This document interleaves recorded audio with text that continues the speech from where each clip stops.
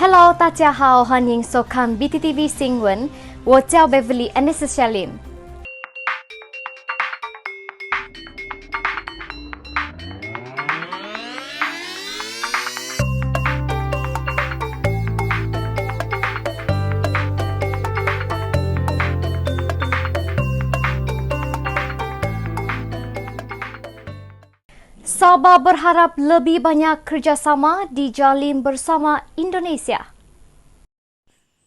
Ketua Menteri Datuk Seri Panglima Haji Jinor berharap lebih banyak kerjasama akan terjalin dalam perkara yang menyentuh kepentingan bersama antara Malaysia dan Indonesia, khususnya yang berkaitan dengan Sabah. Haji Ji berkata inisiatif Sosek Malindo dan BIMP IGA telah membawa faedah ekonomi dan sosial budaya kepada kedua-dua negara. Sehubungan itu, beliau mahu lebih banyak kerjasama dalam sektor perdagangan yang akan memberi manfaat kepada kedua-dua pihak. Terdahulu, Ketua Menteri menerima kunjungan hormat daripada Konsul Jenderal Republik Indonesia di Kota Kinabalu, Krishna Jelani, di pejabatnya di Pusat Pentadbiran Negeri Sabah siang tadi.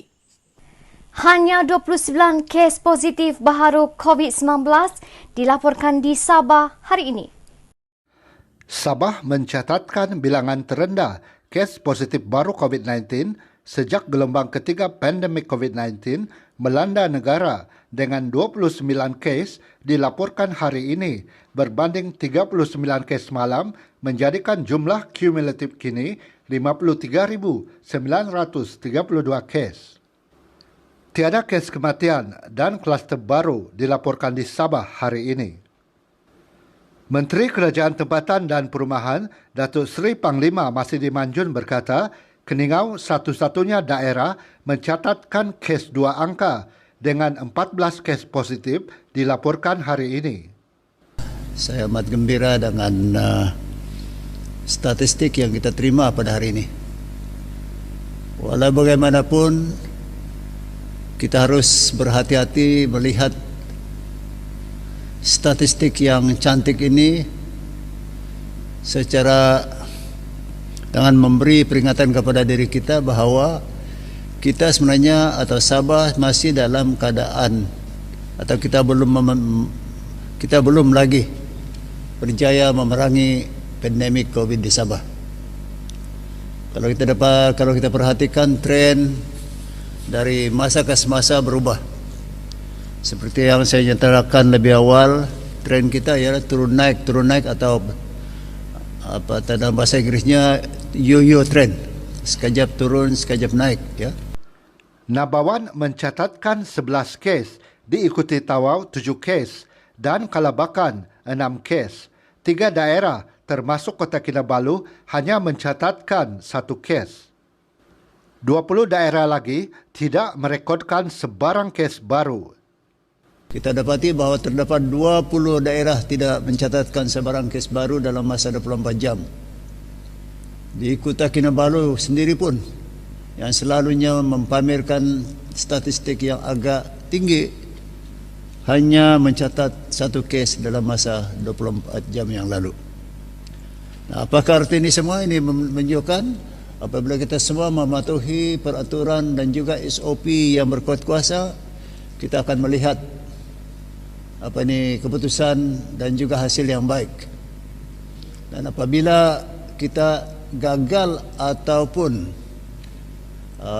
leka dengan penggunaan dan pematuhan SOP, maka kita akan dapati kebarangkalian untuk penyebaran virus itu akan terjadi. 29 kes yang dilaporkan di Sabah hari ini adalah yang paling rendah sejak September tahun lalu. Tadi saya baru dihubungi dengan oleh yang berbahagia Ketua Pengarah Kesihatan Malaysia, ya, Tan Sri Nur Hisham. Beliau menyampaikan tahniah kepada kerajaan negeri dan juga rakyat negeri Sabah. Kerana katanya apabila kita semua berganding bahu ikut SOP, fokus kepada apa yang perlu dibuat, hasilnya hari ini dapat dilihat sendiri. Jadi ini bagi saya satu motivasi yang kuat, yang baik kepada kita semua di Sabah. Kerana kadang-kadang saudara-saudara sekalian, keputusan dan juga tindakan itu kadang-kadang tidak disenangi, ya. Tapi kita tahu tindakan dan keputusan itu adalah keputusan yang betul. Daerah Putatan, Kunak dan Papar berubah dari zon jingga ke zon kuning, manakala Sandakan berubah dari zon merah ke zon jingga. Beaufort kini menjadi zon hijau. Perintah Kawalan Pergerakan PKP di Nabawan dilanjutkan 14 hari lagi sehingga 30 Mac. 872 sampel belum ada keputusan.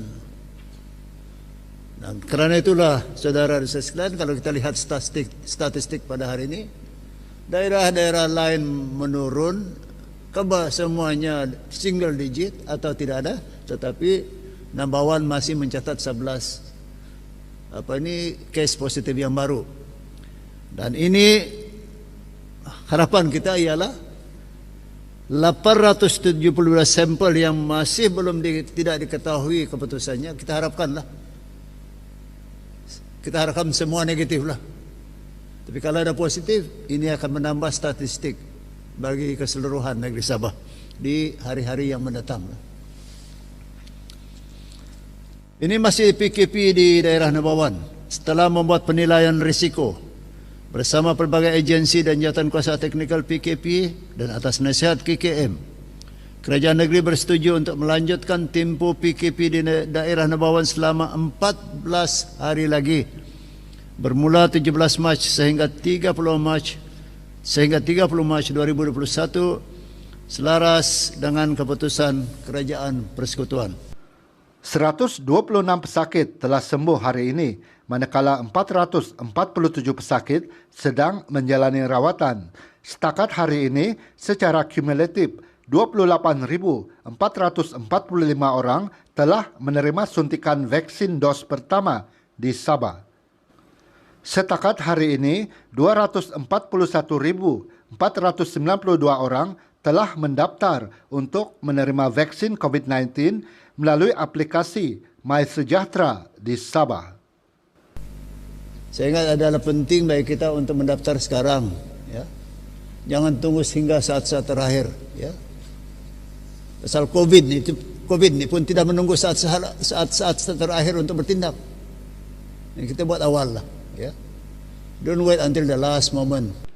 Mekanisme pendaftaran bagi proses vaksinasi kepada bukan warga negara yang tidak mempunyai dokumen sedang diperhalusi. Namun, keutamaan untuk proses vaksinasi adalah untuk rakyat tempatan di Sabah. Tetapi rancangannya ialah apabila kita sampai kepada 70% penduduk telah divaksin, kita memikirkan bahwa pada masa itu mungkin sudah sesuai bagi kita untuk memberi vaksin kepada warga asing. But I just want to say in emphasize here, priority will always be the locals, citizens. Masalah dia ini saudara sekalian, kadang-kadang bila kita katakan 70%, dalam kalau 70%, kenapa yang 30% macam mana? Ini juga masalah dia. Barangkali yang 30% itu belum mendaftar. Ini masalah dia. Ini akan kita tunggu dia mendaftar, baru start yang lain. Kita akan buat ini secara sistematik. Because nobody is safe unless everyone is safe. Ini kita akan paham betul-betul. Tidak ada yang selamat kecuali semuanya sudah selamat. Dan soal selamat tidak mengira citizen atau non-citizen. Saya harap kita paham, ya. Jangan ada timbul soalan ini dia bagi sama pelarian pula dia. Bukan soal itu. Dia pelarian ke tidak atau warga tempatan ke tidak, dia masih, kalau dia masih menjadi risiko kalau dia belum divaksinasi kepada semua orang. The virus didn't say that if the carrier is PTI, it can only infect PTI. No. It can also infect everyone, including citizens. Yeah? That we need to understand the principle. Though. That's why nobody is safe until everyone is safe. Penduduk di kawasan terpencil di Sabah juga telah diambil kira untuk proses vaksinasi, termasuk dari aspek logistik. Point is, as far as possible, people in the most remote part of Sabah will not need to move around to the nearest town to get vaccinated. The vaccinators will go to them by helicopter if it is necessary, or whatever, by boat. Yeah, yeah. So I can assure you, yeah. Soal bilang dia mau bayar tambang ini, sudah itu balik sampai benar dia mau pergi lagi di kawasan yang tempat pusat. No, Belaraya pun kita sudah jadikan sebagai pusat vaksinasi.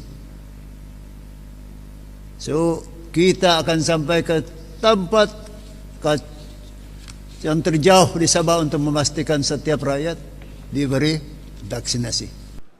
470 laporan kesan sampingan ringan yang bersifat sementara dan tidak membahayakan setelah menerima suntikan vaksin dos pertama diterima Jabatan Kesihatan Sabah. Masidi sendiri berkata dia merasa demam ringan dan sedikit keletihan setelah menerima suntikan berkenaan pada 4 Mac lalu. Kebanyakan daripada mereka mengalami kesan sampingan hanya melaporkan kesan yang ringan dan tidak membahayakan. Ini biasa nih, kalau kita rajin membaca WHO World Health Organization telah menyatakan memang ada sedikit sebanyak kesan sampingan tapi bersifat sementara. Saya sendiri saya boleh kongsikan di sinilah. Apabila saya menerima dos pertama vaksin ya, pada 4 hari bulan Mac, dalam tempoh sekitar 5 hari lah, saya ada merasa sedikit macam demam, ya, demam ringan, mild fever, dan kadang-kadang saya rasa letih, ya, atau fatigue, dan ada juga simptom macam mild flu. Tetapi saya baca balik brosur yang dikeluarkan oleh WHO, dan mengikut WHO, simptom tersebut menunjukkan bahawa ubat itu berjalan, ya.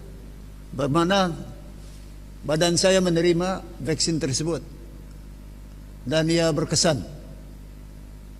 Yang saya khawatir ini, saudara sekalian, kalau tidak ada simptom sama sekali, macam sebelum pun sama, selepas pun sama, itu barangkali patut kita laporkanlah. Katanya, tiada yang perlu dirisaukan untuk mengambil vaksin.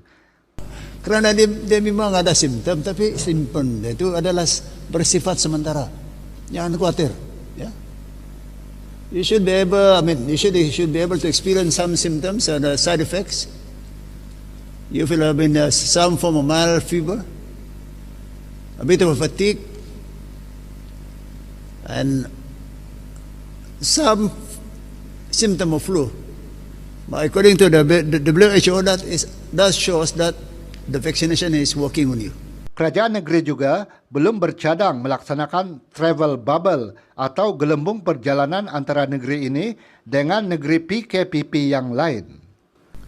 Setakat ini kerajaan negeri melalui Jawatan Kuasa Pengurusan Bencana COVID negeri Sabah masih belum membenarkan aktiviti trade bubble antara negeri PKPP.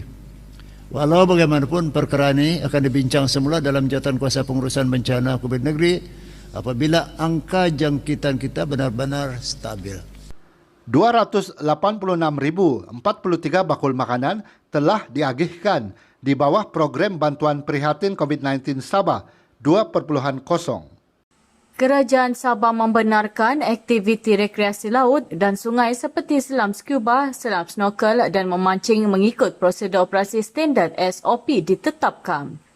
Ini termasuk beroperasi dengan kapasiti 50% berkuat kuasa mulai hari ini. Menteri Kerajaan Tempatan dan Perumahan Datuk Seri Masidi Manjun berkata ia merupakan pindaan SOP yang dibuat bersesuaian dengan pelaksanaan Perintah Kawalan Pergerakan Pemulihan PKPP di negeri ini. Katanya muatan penumpang bagi bot laju terbuka dan tertutup yang membawa individu untuk aktiviti rekreasi laut dan sungai juga dibenarkan mengikut kapasiti. Namun ia tertakluk kepada penjarakan fizikal 1 meter antara penumpang. Masih berkata demikian dalam kenyataan semalam. Jabatan Tenaga Kerja melancarkan operasi bersepadu hari ini. Semua majikan di Sabah perlu memohon perakuan penginapan daripada Jabatan Tenaga Kerja JTK dan pihak berkuasa tempatan bagi mengelakkan sebarang tindakan undang-undang diambil.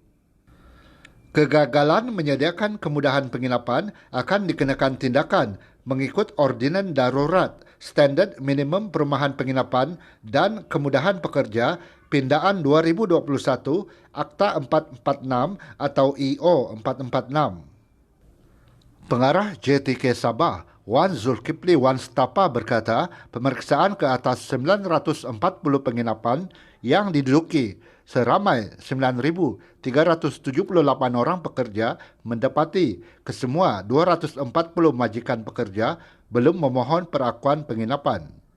Perakuan penginapan. Kerana tidak ada perakuan penginapan daripada Jabatan Tenaga Kerja Negeri Sabah merupakan satu kesalahan. Dan untuk perakuan penginapan diluluskan, mestilah berurusan juga dengan pihak berkuasa tempatan. Kalau di Kota Kinabalu dengan Dewan Bandaraya Kota Kinabalu. Sebab kita perlu melihat sama ada rumah struktur bangunan tersebut selamat didiami ataupun tidak. Jadi perkara-perkara itu apabila telah diluluskan oleh pihak Dewan Bandaraya Kota Kinabalu, barulah Jabatan Tenaga Kerja akan melihat dari segi bilangan pekerja kemudahan-kemudahan lain. Beliau berkata demikian kepada media selepas operasi bersepadu penguatkuasaan pematuhan penginapan perumahan pekerja di Kota Kinabalu siang tadi. Wan Zulkifli berkata, daripada 240 majikan yang diperiksa setakat ini, terdapat 1,367 kesalahan telah dikesan atas pelbagai kesalahan. Ia termasuk tiada perakuan penginapan, keluasan bilik tidur pekerja tidak mencapai 3,6 meter persegi serta tiada notis menduduki dalam tempoh 30 hari. Beliau berkata, undang-undang di bawah Akta 446 memang sudah ada. Namun sebelum ini, ia hanya dilaksanakan di Semenanjung Malaysia dan belum dikuatkuasakan di Sabah. Katanya, ordinan darurat ini dilaksanakan di Sabah untuk memutuskan rantaian jangkitan COVID-19. Tidak ada apa-apa undang-undang ataupun akta yang menjaga berkaitan dengan perumahan penginapan dan kemudahan pekerja ini. Tapi EO ataupun akta darurat berkaitan dengan perumahan penginapan ini adalah semata-mata dibuat untuk kita menyekat jangkitan penularan COVID-19. Jadi sebab itulah kita ada beberapa arahan terbaru dalam Akta 446 itu dikeluarkan ataupun diwujudkan supaya kita dapat melaksanakan dengan segera. Sebagai contoh, untuk kilang yang pertama kita pergi tadi, seramai 10 orang pekerja itu kita arahkan pindah dalam tempoh 48 jam. Sebab itu bukan tempat untuk mereka pindah. Sebagaimana yang telah ditetapkan oleh pihak Dewan Bandaraya Kota Kinabalu. Sementara itu, semua majikan di negeri ini diingatkan agar tidak mengambil mudah isu berkaitan penginapan bagi mengelakkan berlakunya penganiayaan terhadap pekerja. Pembantu Menteri Kerajaan Tempatan dan Perumahan, Dato' Isnin Aliasni berkata, kebajikan pekerja harus dijaga. Isnin menyertai operasi bersepadu penguatkuasaan pematuhan penginapan perumahan pekerja di Kota Kinabalu siang tadi. Operasi ini dilaksanakan bagi mengekang penularan jangkitan COVID-19 di Sabah. Antara kesalahan yang dikesan dilakukan majikan ialah menyediakan penginapan pekerja di kawasan kilang. Katanya ini adalah sesuatu yang tidak dibenarkan. Isnin berkata hari ini hanya surat amaran diberikan. Majikan diberikan tempoh 14 hari untuk memohon perakuan penginapan. Jika gagal, majikan boleh didenda sehingga RM200,000.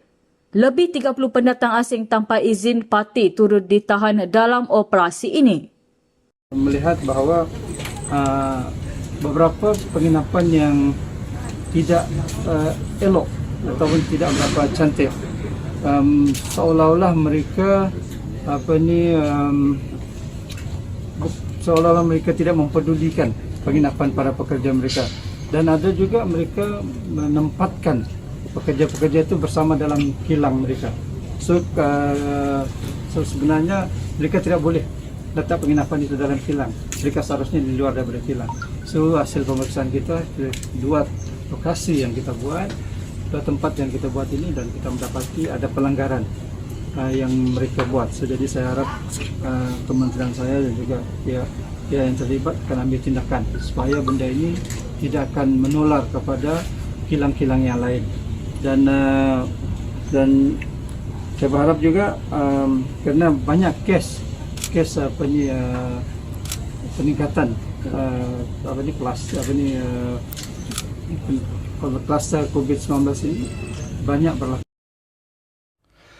9 wanita Palau yang ditahan di Lahadatu Sabtu lalu tidak dikenakan kompaun RM10,000 seperti yang dilaporkan sebelum ini.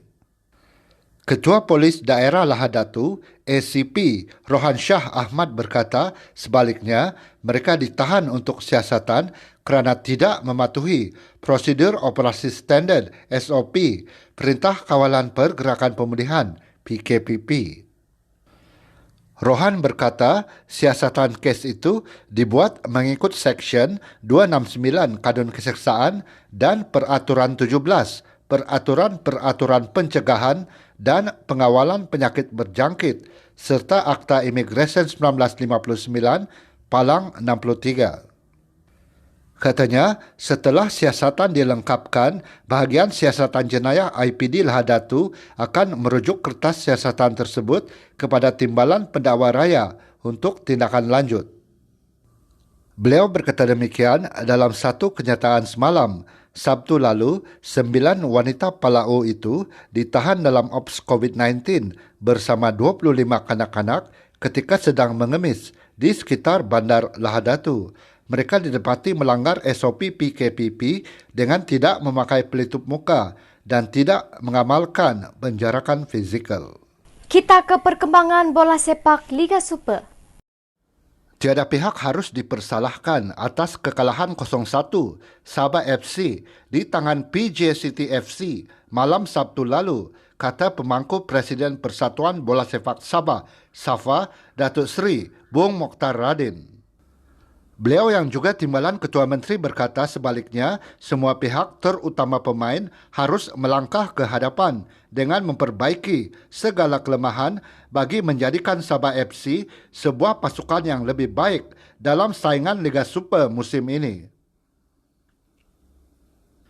Dalam perlawanan di gelanggang sendiri di Stadium Lika Sabtu lalu, gol pada minit ke-51 oleh penyerang Darren Lock membantu PJ City FC merekodkan kemenangan pertama dalam Liga Super dan kekalahan kedua Sabah FC daripada 3 perlawanan musim ini. Sabah FC seri 1-1 dalam perlawanan pembukaan Liga Super menentang Melaka United sebelum tewas 0-2 kepada Kedah Darul Aman FC. Pasukan The Rhinos itu akan meneruskan saingan menentang Sri Pahang FC di Stadium Darul Makmur Kuantan esok. Dalam satu kenyataan semalam, Bung berkata pemain import yang diturunkan dalam perlawanan menentang PJ City FC hanya berpeluang menjalani latihan sehari bersama pasukan dan masa yang singkat itu menyukarkan mereka melakukan penyesuaian. Bung yakin Sabah FC dapat melakukan penyesuaian dalam 2 atau 3 lagi perlawanan untuk membentuk persepahaman dalam pasukan. Beliau percaya pasukan dikendalikan Ketua Jurulatih Kurniawan Dwi Yulianto itu akan menemui rentak pada perlawanan akan datang. 4 pemain import Sabah FC iaitu Sadil Ramdhani dari Indonesia, Sam Johnson dari Liberia, Risto Mitrebski dari Makedonia dan Levi Madinda dari Gabon diturunkan untuk perlawanan pertama mereka menentang PJ City FC. Turut beraksi pemain import dari Korea Selatan, Park Tae-soo yang beraksi untuk Sabah sejak musim lalu. 晚安，再见。